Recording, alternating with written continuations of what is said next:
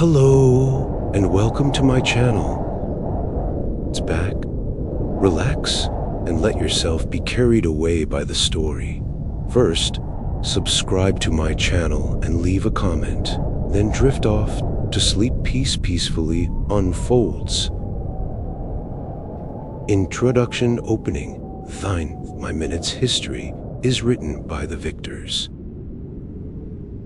But was the first civilization to hire professional writers to do it. In 1,000 years of history, the Romans produced not only an empire that stretched from Scotland to Mesopotamia, but a mythology of themselves so carefully constructed, so relentlessly maintained, that even today we see the ancient world partly through their eyes. We admire what they told us to admire. We remember what they chose to preserve. And the things they buried, the inconvenient truths, the contradictions, the crimes committed in the name of civilization, these require excavation. This is that excavation. Over the next 4 hours, we will move through 6 chapters of Roman history. From the founding myths to the empire's long unraveling. And at each stage we will ask a simple question. What did Rome say about itself? And what was actually happening? The answers are sometimes surprising, often uncomfortable, and always more interesting than the official version. Because the truth about Rome, messy, violent, brilliant, hypocritical, and alive, is more fascinating than any myth the Romans ever invented. Part 1, the mightiest of the virtuous. Public, how Rome rewrote its own origins. Duration.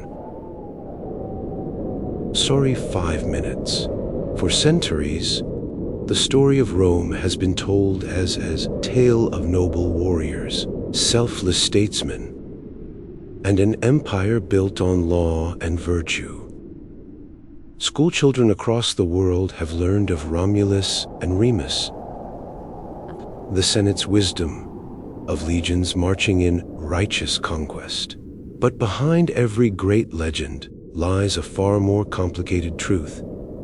And Rome's truth was forged not just in iron and marble, but in ink, propaganda, deliberate forgetting.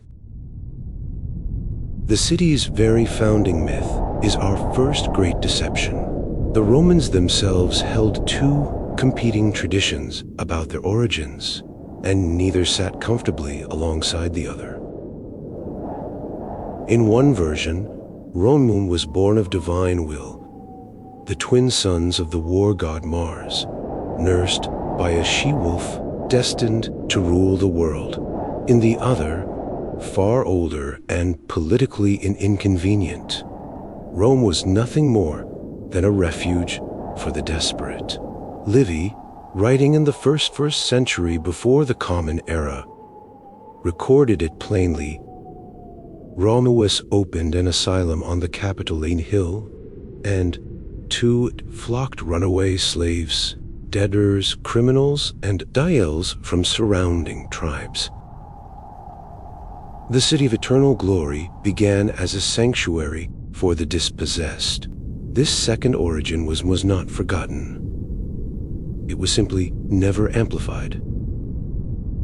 The ruling class of the Republic had every reason to prefer the divine narrative, and so its historians, and state-sponsored artists elevated, while the messier story quietly receded. The historian Mary Beard, in her landmark work on Rome, observed that Roman identity was always a constructed thing, shaped as much by what Romans chose to remember as by what actually happened. The rape of the Sabine women, another foundational story taught almost affectionately in art history, was, by any honest reading, a mass abduction.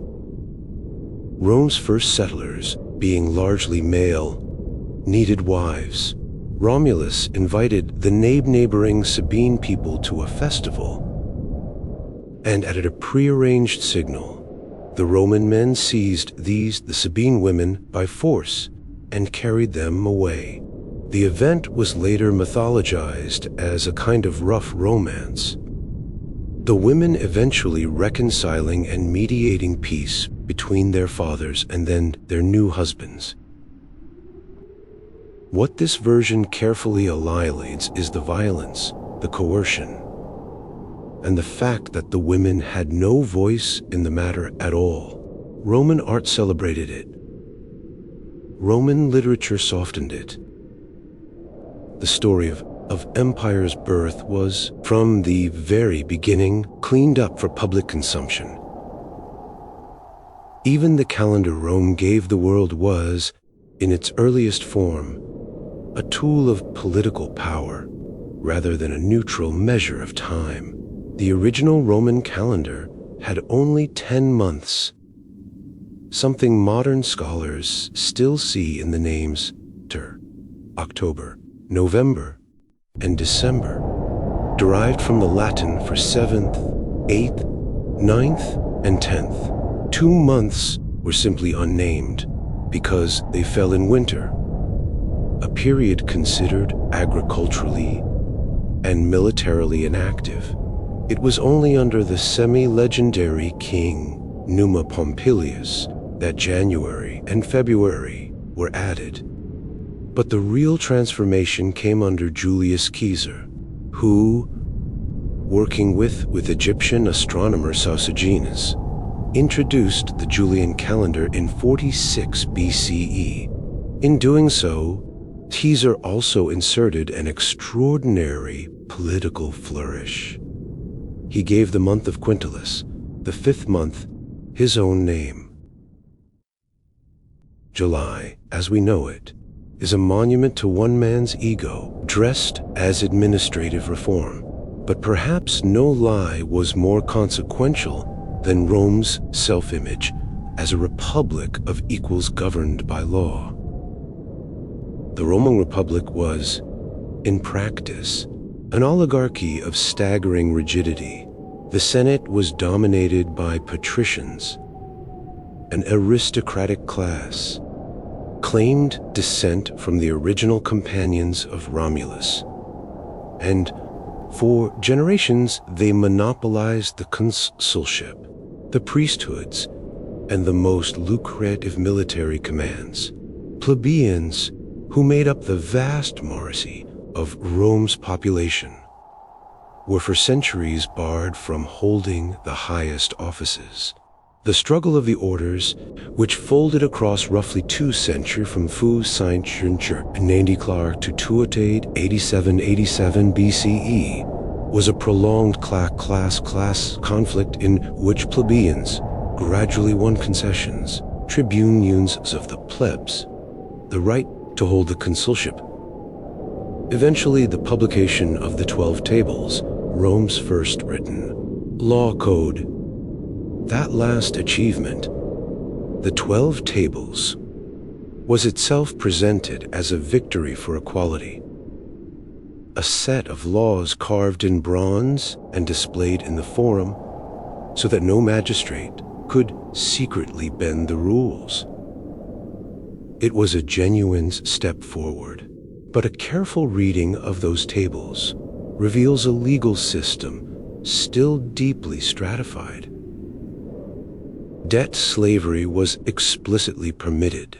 A creditor could, under the law, dismember the body of a debtor among multiple claimants, a provision so shocking that later Roman jurists scrambled to reinterpret it, but which stood in the original text. The law of equals was written by the powerful, for the powerful, and its publication was as much an act of theater as of justice. The heroes Rome celebrated most, Cincinnatus, Camillus, Scipio Africanus, were invariably patricians or members of the emerging nobilitas. that class of families who had at least one consul in their lineage. Their virtues were Roman virtues.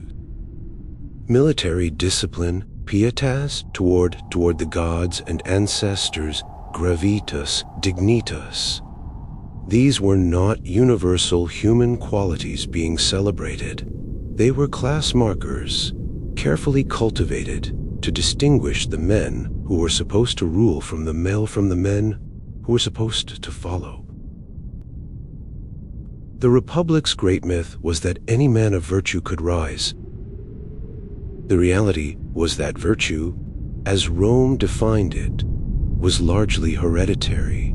Part 2, wars of course, wars of necessity, the propaganda of Roman conquest duration.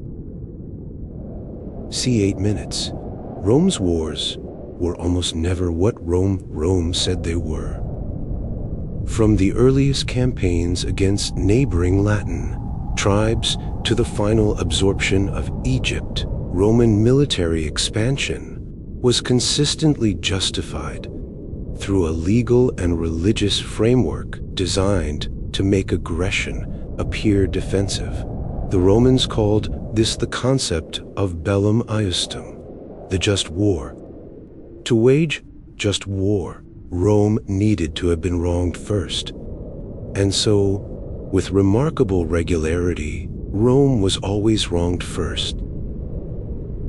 The procedure was formalized through a priestly college called the Fetiales.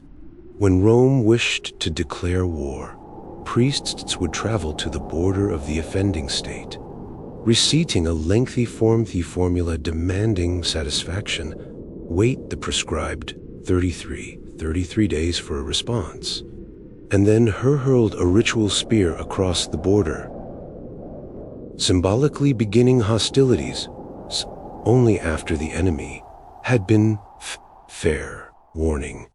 This ceremony was presented as evidence of Roman pomp and restraint. What it actually was, of course, was theater. The grievances cited were often manufactured, exaggerated, or technically real but strategically convenient. The Punic Wars offer perhaps the most instructive example.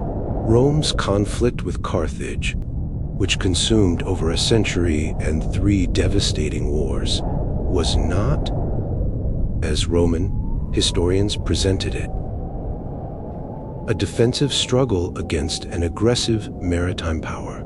Carthage was, by the time of the First Punic War in 264 BCE, a wealthy commercial controlling much of the western Mediterranean coast. Rome having consolidated control over the Italian peninsula towards Sicily and saw an opportunity, a dispute involving the city of Messana, in which Rome answered a request for help from a group of mercenaries who had seized the city. Text. The Fetiales performed their ritual. The war began.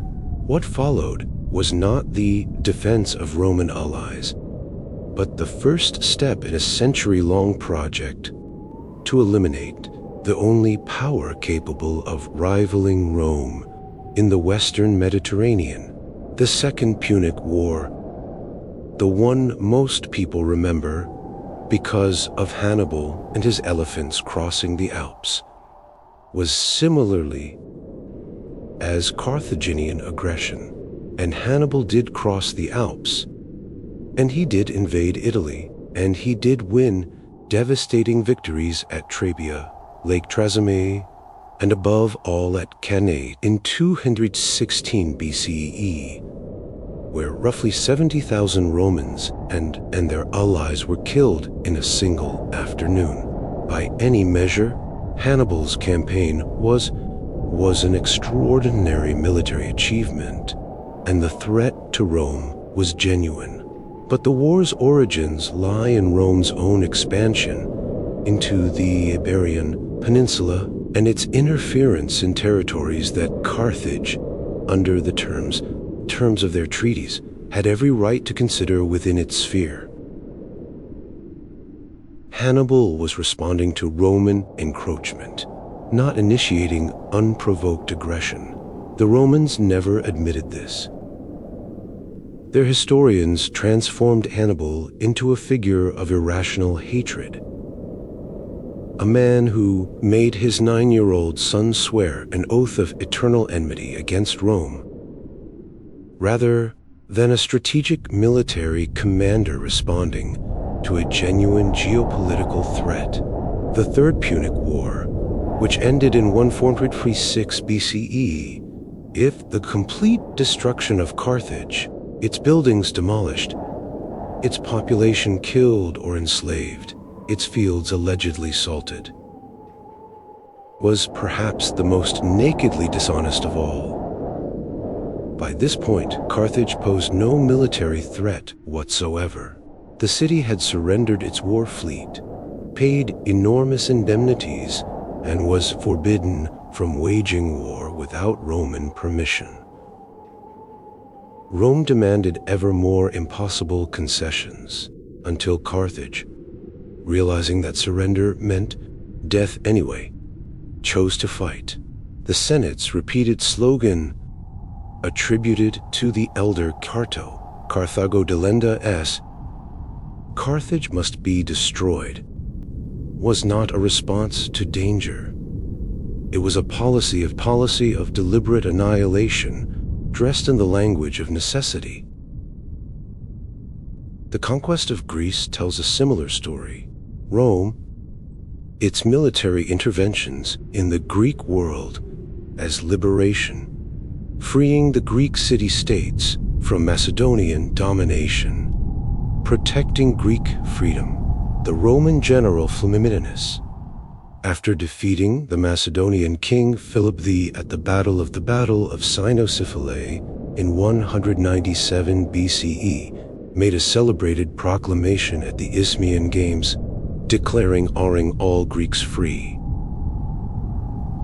The assembled crowd reportedly cheered so loudly that birds fell dead from the sky. Within 50 years, Greece was a Roman province, its most prominent citizens shipped to Rome as hostages or slaves, its art systematically looted to decorate the homes of the Roman nobility. Even the language Romans used to describe their expansion reveals the underlying dishonesty. They did not say they conquered. They said they brought allies under Roman protection. They were friends of Rome. Tribute was not tribute. It was the cost of security.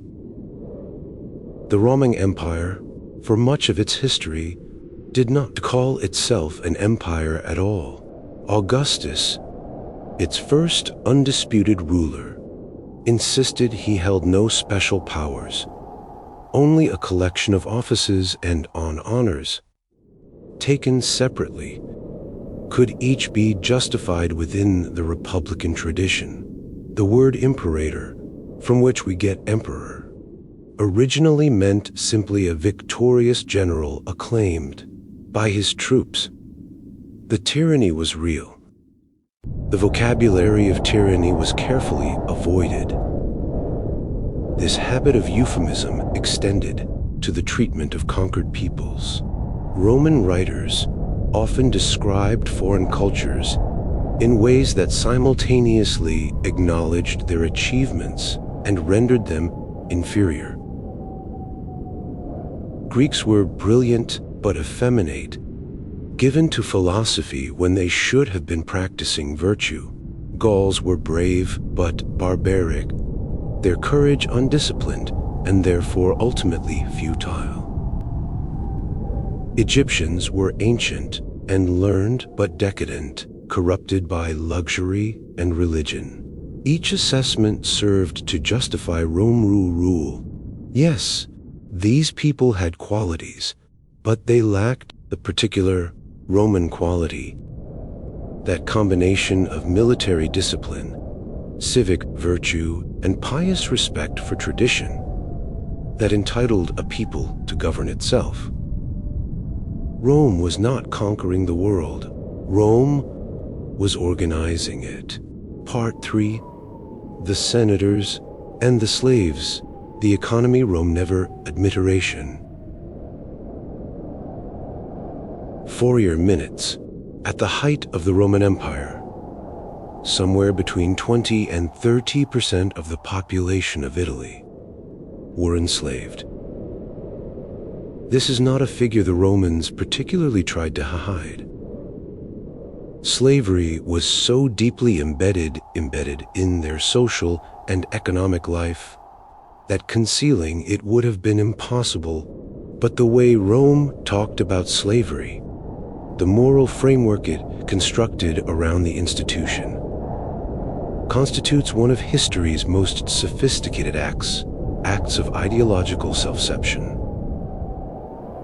Roman law classified enslaved people as things res in the legal vocabulary, not persons. They could be bought, sold, tortured, killed, or freed, their owner's discretion. They had no legal family, no right to property, no standing in court. And yet Roman culture simultaneously entertained a complex and contradictory set of ideas about the humanity of enslaved people. Stoic philosophy, which became enormously influential among uneducated Romans, held that all human beings shared in the divine logos, reason, and were therefore fundamentally equal in their essential nature. The Stoic philosopher Epictetus, who became one of the most admired thinkers of the early imperial period, was himself a former slave. His writings on freedom, endurance, and human dignity were widely read by the very slave-owning class that had made his condition possible. This contradiction was never resolved because it was never honestly confronted. Romans rationalized through the doctrine of natural servitude, the idea borrowed from Aristotle that some people were by nature suited to obey. War captives were enslaved because they had been defeated, and defeat was taken as evidence of an inferior virtue. The children of enslaved people were enslaved because, born into that condition, they were presumed incapable of the self-governance that freedom required. The system was self-reinforcing and self-justifying, that made genuine philosophical challenge nearly impossible from within. What Romans were less willing to acknowledge was the economic dependence of their entire civilization on enslaved labor. The great agricultural estates, the latifundia that spread across Sicily, North Africa, and southern Italy, were worked almost entirely by enslaved people, many of them prisoners from Rome's endless wars. The mines of Spain, which produced the silver that funded the legions, were operated under conditions of such brutality that life expectancy for enslaved miners was measured in months. The domestic economy of every wealthy Roman household depended on enslaved cooks, cleaners, tutors, scribes, physicians, and craftspeople. The revolt of Spartacus, which began in 73 BCE and lasted nearly 3 years, brought the terror latent in this system to the surface.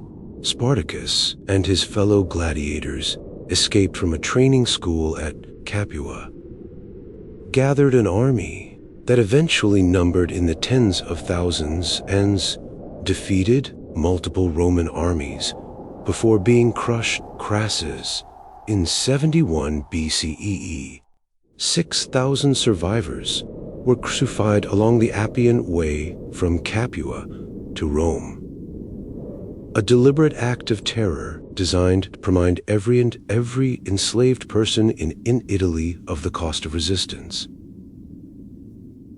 Roman historians recorded the revolt with a mixture of contempt and barely suppressed fear. What they could not admit was that Spartacus had revealed the fundamental instability at the heart of Roman prosperity.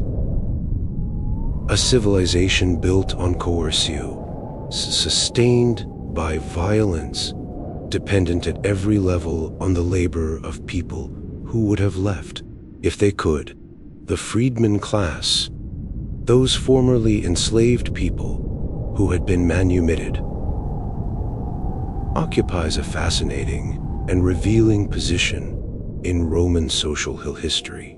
Roman law allowed owners to free enslaved people, and this happened with some regularity, particularly in urban settings, where skilled enslaved individuals could earn money toward their own purchase.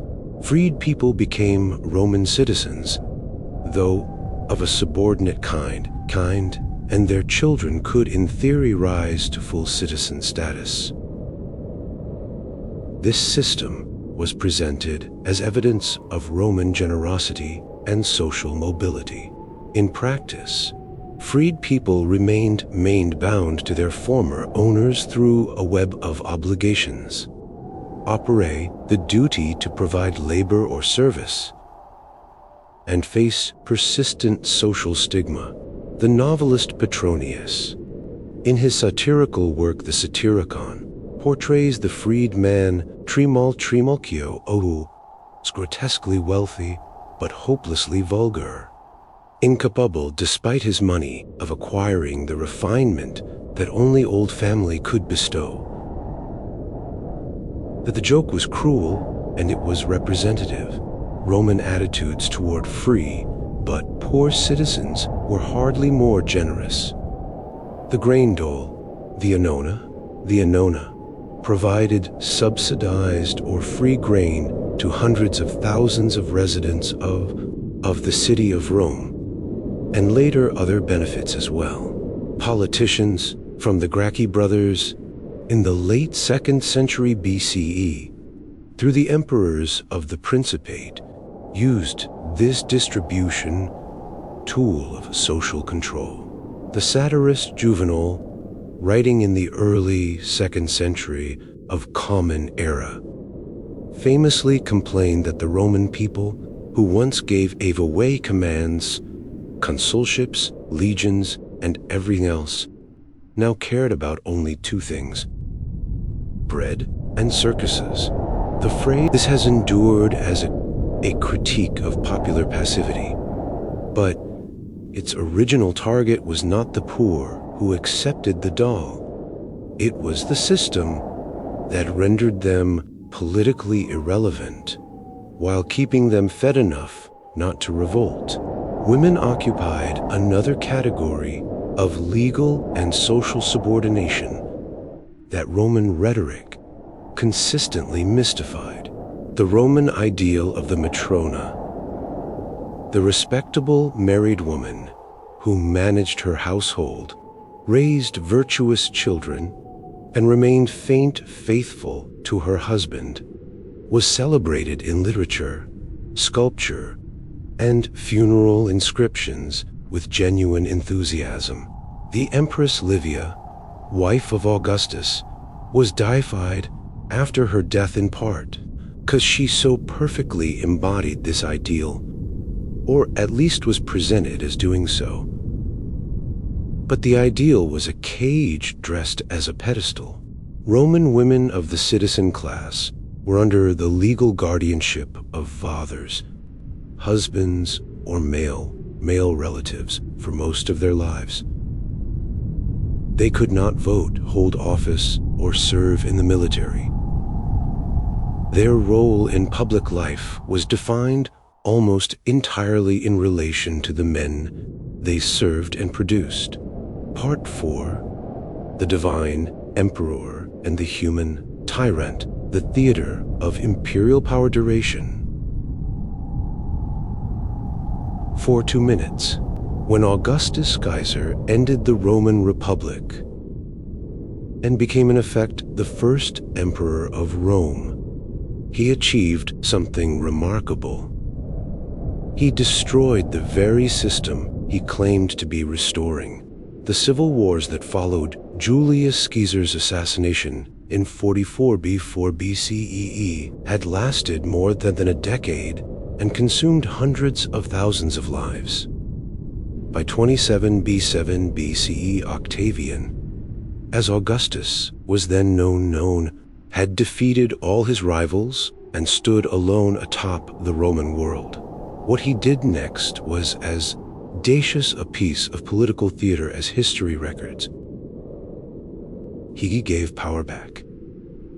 In a ceremony before the Senate, Octavian announced that the crisis was over, the Republic was restored, and he was returning all his exceptional powers to the Senate and the Roman people. The Senate, packed with his allies and terrified of renewed civil war, responded by granting him a series of honors and powers that in aggregate amounted to something no Republican office had ever been. Permanent, near absolute authority over virtually every aspect of Roman government. He was given the title Augustus, the revered one, and the title Princeps, meaning first citizen. He was not king, he was not dictator. Both words were politically toxic after Caesar's murder. He was simply a citizen of extraordinary honor, whose Senate this happened and always to follow, armies all bent and always to serve him personally, and whose tenure happened to last until his death 41 years later. The fiction was maintained with extraordinary care. Augustus continued to hold elections, though their outcomes were never in doubt. The Senate continued to meet, though its role was largely advisory. The old Republican offices continued to be filled, though their holders served at the pleasure of the man who had supposedly given up all special powers, Dio Cassius. The Greek historian, writing 2 centuries later, described the system with devastating clarity. Augustus had everything in his hands. He gave the appearance of having nothing, the deification of emperors, a practice that became standard after Augustus's death, represents another layer of systematic untruth. Augustus himself was careful during his lifetime to refuse dues divine honors in the Latin-speaking Western Empire, though he permitted them in the Greek East, where ruler worship had ancient precedent.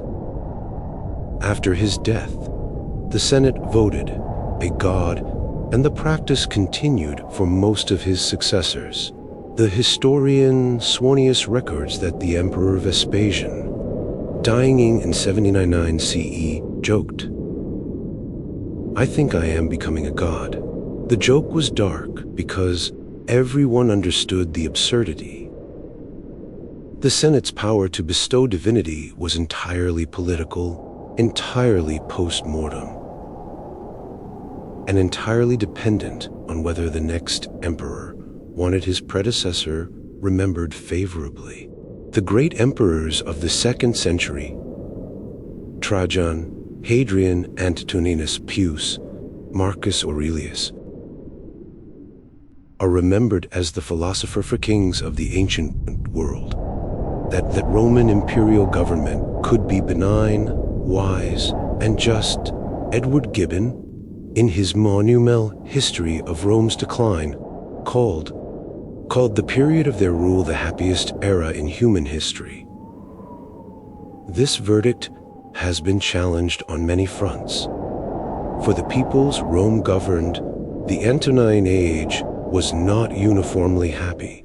Hadrian suppressed the Jewish revolt of 132 to 135 CE with such thoroughness that historians estimate between 500,000 and 1 million people were killed or enslaved. Jerusalem was razed and rebuilt as a Roman city called Aelia Capitolina, and Jews were forbidden from entering it. Marcus Aurelius, the philosopher emperor, whose meditations are still read as his guide to Stoic wisdom, spent much of his reign on campaign along the Danube frontier, fighting the Marcomanni and Quadi tribes who had crossed into Roman territory. His writings reflect genuine intellectual humility and moral seriousness. His policies do not always match his philosophy. He persecuted Christians with more consistency than most of his predecessors. He revived the practice of selecting gladiators from condemned criminals, which previous emperors had let lapse. He sold the palace furniture to fund his wars, a gesture of personal sacrifice celebrated in his biography. But the wars themselves were wars of conquest and pacification, not philosophy made flesh. The spectacles of the arena, the gladiatorial, the beast hunts, the public executions, were perhaps the most honest product of Roman imperial culture. In the sense, thence, they made no pretense of being anything other than what they were: the public exercise of the power of life and death, performed entertainment. But even here, Roman culture surrounded the reality with layers of justification. Gladiators were criminals, prisoners of war or volunteers, innocent citizens. The beast hunts displayed Rome's dominion over the natural world. The executions were justice being served.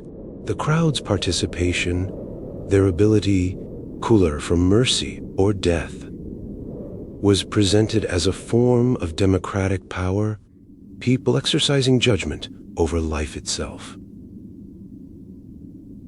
What was rarely said explicit was that the entire spectacle was also a display of imperial power. The emperor who gave the best games was the emperor the people loved.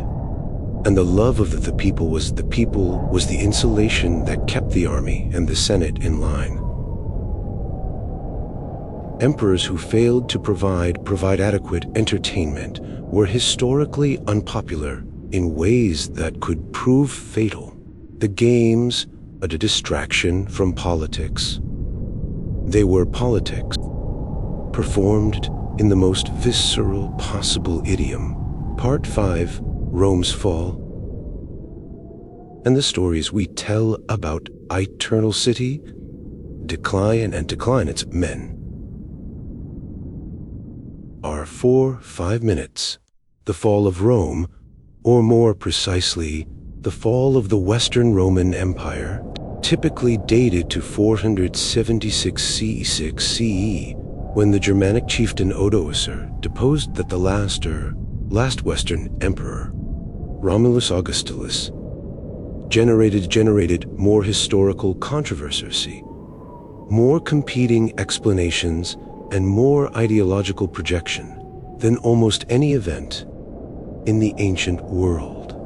Every age has found in Rome's collapse a mirror for its own anxieties, and every age has thereby distorted what actually happened.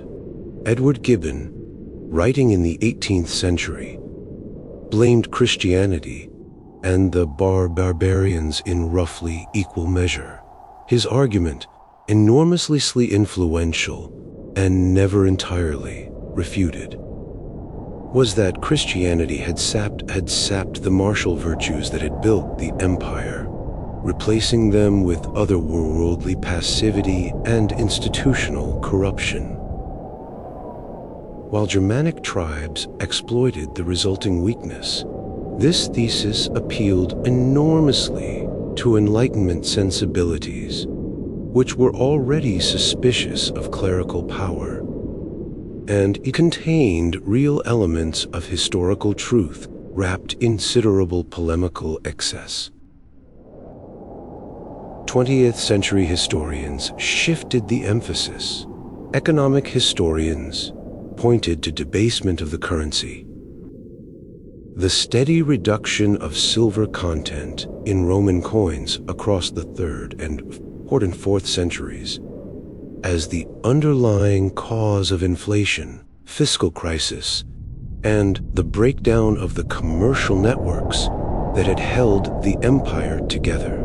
Military historians emphasized the 3rd century crisis, a period of 50 years between 35 and 284 CE, during which Rome acted more than 50 years, most of them killed by their own troops, while the frontiers collapsed under simultaneous pressure, Germanic tribes in the north, and the resurgent Persian Sassanid Empire in the east.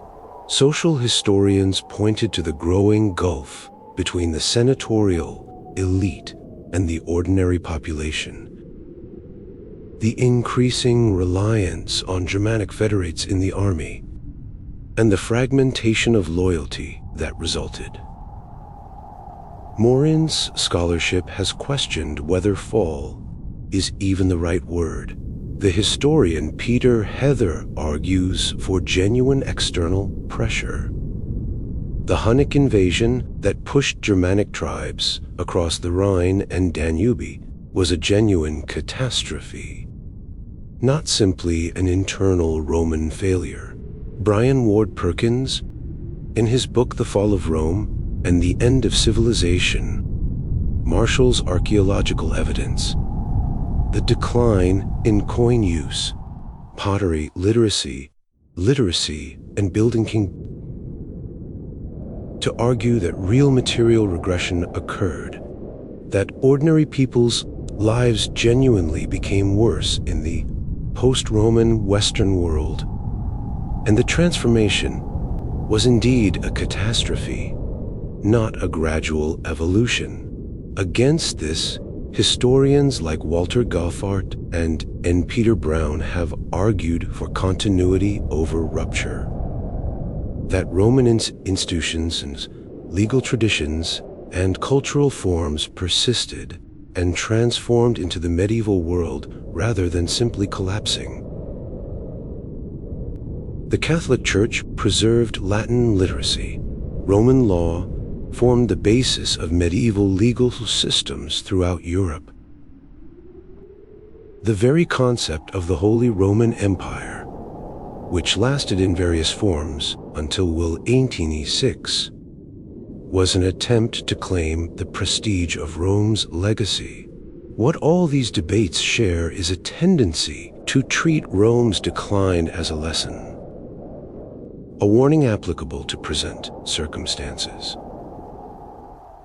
In the 19th century, British imperialists read Roman decline as a cautionary tale about the dangers of excessive mercy toward subject peoples.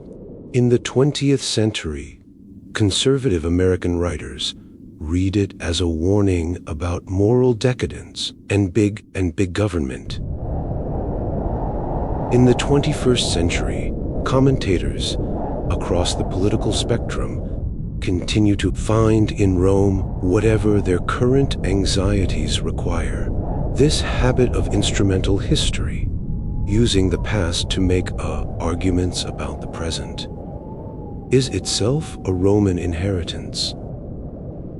Roman historians did exactly the same thing, reading their own history as a series of moral lessons from which the present could learn. The most honest thing that can be said about Rome's decline is that it was the result of multiple interacting factors across several centuries, that different regions experienced it very differently, and that it produced neither simple collapse nor simple continuity. Britain, which the Romans had held for nearly 4 centuries, reverted, boots promptly rooted through the British with remarkable speed after the legions withdrew in the early 5th century. Roman villas were abandoned, towns shrank, coins used declined, literacy contracted. In North Africa, by contrast, Roman and then Byzantine civilization persisted much longer. The Arab conquests of the 7th century. In Constantinople, the Eastern Roman Empire, which we call Byzantine, survived another 1,000 years, falling only in 4053 CE. The city of Rome itself was sacked twice in the 5th century, by Visigoths under Alaric in 410 and by Vandals under Gizeric in 455. Events that shocked the Roman world profoundly, because Rome had not been taken by a foreign enemy since the Gauls nearly 8 centuries before. Jerome, the Christian scholar, wrote from his Monostan Nislarium that the city had taken the whole world was itself taken, and the world perished with it. Augustine of Hippo began writing great theological work partly in response to pagan accusations that Christianity had weakened Rome and brought about this catastrophe. The debate over who was to blame for the sack of Forhenel was, in many ways, the first iteration of a debate that has never entirely ended. And yet, the sacks of 10 and 455, dramatic as they were, did not end Roman civilization in the West. That process was slower, more ambiguous, and more interesting than the dramatic narrative of barbarian invasion allows. The Germanic kings who replaced Roman emperors in the West, Theodoric, the Frankish kings, claimed Roman legitimacy, wore Roman titles, maintained Roman law, and patronized Roman learning. Theodoric the Great, who ruled Italy from 523-55 CE, governed through a Roman administrative apparatus, and corresponded with the last great philosopher Boethius, and maintained the infrastructure of Roman civilization for a generation after the last Roman emperor. His court philosopher Cassiodorus devoted his life to preserving Roman learning in monastic libraries. The fall of Rome was also, in a real sense, its transformation, and the civilization that emerged from that transformation, however diminished in material terms, carried Roman DNA into the medieval world and threw it into ours. Part 6: What Rome gave you us, and what it cost the legacy of a civilization built on violence, duration. 40 minutes. Every time we use the word republic, we ingrum. Every time we speak of a senate, a council, a veto, we speak Latin. When lawyers argue about precedent, when architects design courthouses with columns and pediments, when political theorists discuss the balance of powers, they are working in a tradition that runs directly back to the city on the Tiber. The Roman inheritance is so pervasive in Western civilization that it often becomes invisible. The water we swim in rather than a current we notice. Roman law, in particular, is recognition as one of the most consequential intellectual achievements in human history. The great jurists of the classical period, Gaius Papinian, Oppian, Paul, Bull, developed of concepts, property, contract, and personal right that formed the basis of legal systems across Europe, Latin America, and much of the world. The distinction between public law and private law, the concept of legal personality, the presumption of innocence, the rules governing inheritance and guardianship. All these emerged from centuries of Roman thought and practice. The Emperor Justinian's compilation of Roman law in the 6th century, the Corpus Juris Civilis, was rediscovered by European scholars in the 11th century and became the foundation of the medieval university curriculum in law. It remains in use in various forms today. Roman engineering created infrastructure whose ambition has been mapped, the road network. The road network, which at its height extended to over 80,000 kilometers, connected the empire in ways that facilitated trade, military movement, and cultural exchange for centuries.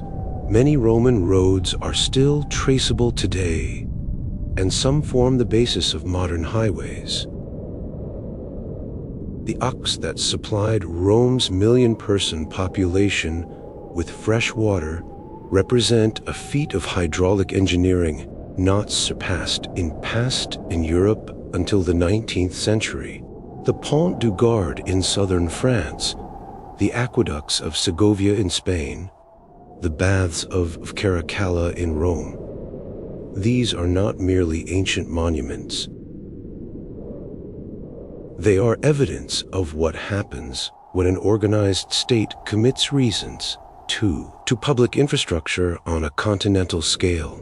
And yet, the price of this civilization was paid overwhelmingly by people who appear rarely in the sources, the enslaved workers who built the roads and aqueducts, who harvested the grain that fed Rome, who fought in the arenas for the entertainment of the crowds. They are nearly invisible in the historical record because the historical record was created by and for the literate elite. We know the names of hundreds of Roman senators. We know the names of almost no enslaved people, except those who happened to be mentioned by their owners or who achieved something remarkable enough that it was recorded.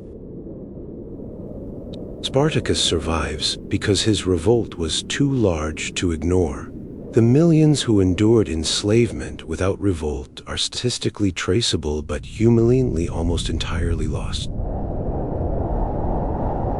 The peoples Rome conquered, the Gauls, the Britons, the Dacians, the Numidians, the Udaeans, left their own traces, but often through the filter of Roman description. Julius Caesar's account of the Gallic Wars remains one of our primary sources for the culture of Iron Age Gaul, and Caesar was writing to justify his own campaigns, celebrate his own victories, and advance his own political career. The Gauls he describes are sometimes admirable, often barbaric, always inferior. Their own perspective on the conquest killed an estimated 1 million of them and enslaved another million is not recorded in any text that has survived. This asymmetry of the historical record is not simply a technical problem for historians. It shapes what we remember and what we mourn. Rome's achievements are architectural, literary, legal. They left traces that survive and that speak directly to later ages. The suffering Rome inflicted left traces too. in demographic collapse, in the disappearance of languages and cultural practices, in the genetic evidence of population replacement. But these traces require different kinds of expertise to read and are less legible to general audiences. The Roman historian Tacitus, one of the sharpest and most honest of ancient writers, put a devastating speech in the mouth of the Caledonian chieftain Calgacus before the Battle of Mons Gropius in Scotland around 83 CE. Tacitus was not present at the battle and likely invented the speech, as was standard ancient practice. But the words he chose reveal a Roman who understood, at least intellectually, what Rome was doing. They make a desolation and call it peace, plundering, butchering, and stealing, these things they misname empire. They create a wilderness and call it peace. It is one of antiquity's most searching self-criticisms, and the fact Tacitus put it in the mouth of a barbarian allowed it to be simultaneously acknowledged and contained. The chieftain says it.